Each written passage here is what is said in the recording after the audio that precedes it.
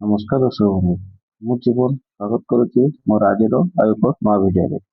ଦର୍ଶକ ବନ୍ଧୁ, ଆଜି ମୁଁ ଆପଣଙ୍କ ଭିଡ଼ିଓ ମଧ୍ୟରେ ଜଣାଇଦେବି ଆପଣଙ୍କ ଯେଉଁ ସୁଭଦ୍ରା ଯୋଜନାରେ ପଞ୍ଚମ କିସ୍ତି ଆସିବାର ଅଛି, ଯାହାକି ଆପଣଙ୍କ ଯେଉଁମାନଙ୍କର KYC କଟିଯାଇଛି ଏବଂ ବିଦ୍ୟୁତ୍ କଟିଯାଇଛି, କେତେ ତାରିଖ ସୁଦ୍ଧା ଆପଣମାନେ ଏସବୁ ଜିନିଷ ଭରିପାରିବେ ଏବଂ ଆପଣଙ୍କର ଯେଉଁ ହିତାଧିକାରୀଙ୍କ ନାଁ ଲିଷ୍ଟରେ ଅଛି ସେଟା ଆପଣଙ୍କର ଅପଡେଟ୍ ହେଇପାରିବ। ସେ ବିଷୟରେ ମୁଁ ଆପଣଙ୍କୁ ଭିଡ଼ିଓ ମଧ୍ୟ ଜଣାଇଦେବି ଏବଂ ଆପଣଙ୍କୁ ଦେଖେଇଦେବି ମଧ୍ୟ ପ୍ରମାଣ ସହିତ ଆପଣମାନଙ୍କର କୋଉ ଟାଇପ୍ର ଲାଷ୍ଟ ଡେଟ୍ ଅଛି। ତ ଚାଲନ୍ତୁ ଡେରି ନକରି ଭିଡ଼ିଓ ଷ୍ଟାର୍ଟ କରିବା। ଯଦି ଆପଣ ଭିଡ଼ିଓ ନୂଆ ଅଛନ୍ତି, ଭିଡ଼ିଓକୁ ଲାଇକ୍ କରିଦେବେ, ଚ୍ୟାନେଲଟିକୁ ସବସ୍କ୍ରାଇବ୍ କରିଦେବେ, ପାଖରେ ଥିବା ବେଲ୍ ଆଇକନକୁ ଅଲ୍ରେ ସେଟ୍ କରିଦେବେ। କାହିଁକିନା ଆମେ ଯାହା ବି କିଛି ଅପଡେଟ୍ ପାଉଛୁ ଗଭର୍ଣ୍ଣମେଣ୍ଟ ତରଫରୁ ସେଟା ଆପଣଙ୍କ ପାଖରେ ଆମେ ପହଞ୍ଚାଇବା ପାଇଁ ଚେଷ୍ଟା କରୁଛୁ। ତ ଚାଲନ୍ତୁ ଡେରି କରିବାନି, ଆଗକୁ ଭିଡ଼ିଓ ଷ୍ଟାର୍ଟ କରିବା। ଦର୍ଶକ ବନ୍ଧୁ, ଆପଣମାନେ ସମସ୍ତେ ଜାଣିଛନ୍ତି ଆପଣଙ୍କ ସୁଭଦ୍ରା ଯୋଜନାରେ ଦୁଇଟି କିସ୍ତି ଆପଣଙ୍କୁ ସରକାର ଟଙ୍କା ଦେଇଥାନ୍ତି। ଗୋଟେ ହେଉଛି ଆପଣଙ୍କର ମହିଳା ଦିବସରେ ଏବଂ ଆଉ ଗୋଟେ ହେଉଛି ରାକ୍ଷୀ ପୂର୍ଣ୍ଣିମାରେ। ସରକାର ଏବେ କହୁଛନ୍ତି ଯେ ଆପଣଙ୍କ ଯେଉଁ ରାକ୍ଷୀ ପୂର୍ଣ୍ଣିମାରେ ଟଙ୍କା ଆସିବା ପାଇଁ ଯାଉଛି, ରାକ୍ଷୀ ପୂର୍ଣ୍ଣିମା ଟଙ୍କା ଆସିବା ପାଇଁ ଗଲେ ଆପଣଙ୍କର ଜୁଲାଇ ମାସ 25 ତାରିଖ ସୁଦ୍ଧା ଆପଣମାନେ DBT ଏବଂ EKYC, ଠିକ୍ ଅଛି, ମାନେ DBT ଏବଂ EKYC ବ୍ୟାଙ୍କରେ ଆପଣଙ୍କ କୋଡ଼ିଏଟା ବାଧ୍ୟତାମୂଳକ, ମାନେ ଯେଉଁମାନଙ୍କର ନାଁ ଭୁଲ କଟିଯିବ। କାରଣ ଚତୁର୍ଥ କିସ୍ତିରେ ଏମିତି ବହୁତ ଜଣଙ୍କର କମ୍ପ୍ଲେନ୍ ଆସିଥିଲା ଯେ ଆମେ ଚତୁର୍ଥ କିସ୍ତିରେ ପଇସା ପାଇନୁ, ପଞ୍ଚମ କିସ୍ତିରେ ପଇସା ଆସିବ କି ନାହିଁ ସେଟା ମଧ୍ୟ ଆପଣଙ୍କ ଡାଉଟ୍ ଥିଲା। ଯଦି ଆପଣମାନେ ଏସବୁ ଜିନିଷ ନ କରୁଛନ୍ତି DBT ଏବଂ EKYC, ତାହେଲେ ଆପଣମାନେ ଟଙ୍କା ପାଇପାରିବେ ନାହିଁ। ସରକାରଙ୍କ ତରଫରୁ ଯେଉଁ ନୋଟିସ୍ଟା ଅଛି, ଯାଆନ୍ତୁ ସେଟା ଜାଣିବା ଆମେ କ'ଣ ଅଛି ନୋଟିସ୍ଟା।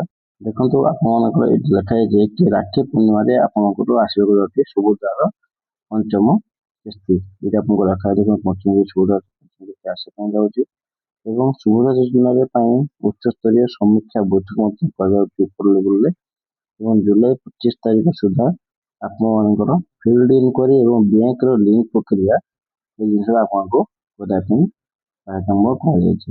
ଯଦି ଆପଣମାନେ 25 ତାରିଖ ସୁଦ୍ଧା ନ କରୁଛନ୍ତି, ତାହେଲେ ଆପଣମାନଙ୍କୁ ସୁଭଦ୍ରା ପଇସା ପାଇବେ ନାହିଁ। ଏଇଟା ହେଲା ପ୍ରଥମ କଥା। ତାପରେ ଆପଣ ଫିଲ୍ଡ ଇନକ୍ୱାରି, ମାନେ ଯଦି ଆପଣଙ୍କର କିଛି ଅବୈଧ କିମ୍ବା EKYC କରିନଥିବେ, ତାହେଲେ ଯାଇକି ଆପଣମାନେ ନିକଟସ୍ଥ ଥିବା ଜନସେବା କେନ୍ଦ୍ରରେ ଆପଣ ଯାଇକି EKYC କରିପାରିବେ, ନଚେତ ଆପଣଙ୍କର ଫିଙ୍ଗର ପ୍ରିଣ୍ଟ ଦେଇକି ଆପଣମାନେ EKYC କରିଦେବେ, ଠିକ୍ ଅଛି।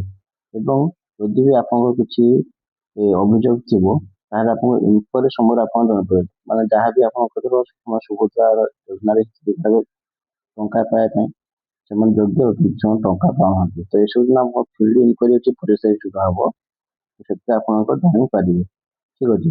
ତ ଆପଣଙ୍କର ଏଇଟା ଥିଲା ଆପଣଙ୍କ ଜୁଲାଇ 25 ତାରିଖ ସୁଦ୍ଧା ଆପଣମାନେ ଯଥାଶୀଘ୍ର ଯାଇକି ଆପଣଙ୍କର ବ୍ୟାଙ୍କରେ EKYC କରିଦିଅନ୍ତୁ। ଆଉ ଗୋଟେ କଥା ଜାଣନ୍ତୁ, ଯେଉଁମାନେ ମଧ୍ୟ ସୁଭଦ୍ରା ଟଙ୍କା ପାଉଛନ୍ତି ଏବଂ ସେମାନଙ୍କୁ ମଧ୍ୟ ଯଦି EKYC ଭାବୁଛି ଆମେ EKYC ସୁଭଦ୍ରା ଟଙ୍କା ପାଉଛୁ, କାହିଁକି ଆମେ EKYC କରିବୁ।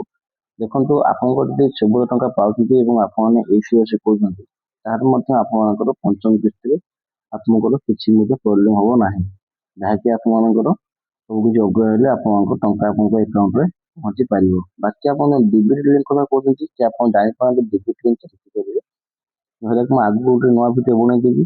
କିନ୍ତୁ ଆପଣ ମନେ ରଖନ୍ତୁ, ସରକାରଙ୍କ ତରଫରୁ ଯେକୌଣସି ଯୋଜନାରେ ଯଦି ଆପଣ ଟଙ୍କା ପାଉଥାନ୍ତି, ଗୋଟେ ହେଉଛି ଆପଣଙ୍କର EKYC, ଆଉ ଗୋଟେ ହେଉଛି ଆପଣଙ୍କର DBT ଲିଙ୍କ, ଆଉ ଗୋଟେ ହେଉଛି ଆପଣଙ୍କର ମୋବାଇଲ ନମ୍ବର।